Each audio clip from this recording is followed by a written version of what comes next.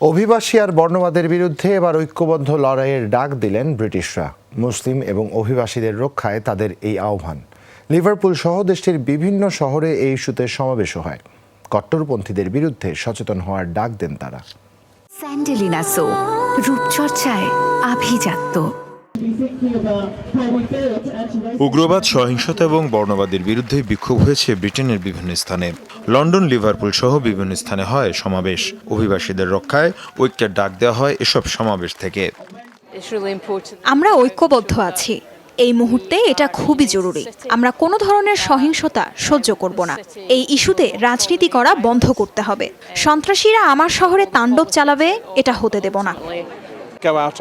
উগ্রপন্থীরা রাস্তায় নেমে আসবে আর ভাঙচুর চালাবে, এটা হতে দেয়া হবে না।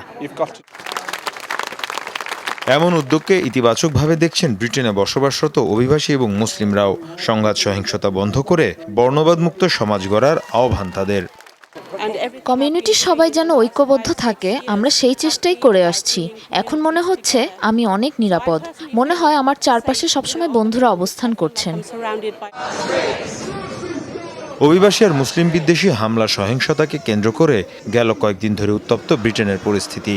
শিশুদের একটি স্কুলে হামলাকে কেন্দ্র করে তৈরি হয় এই সহিংস পরিস্থিতি। মীর মুশফিক হাসান, যমুনা নিউজ।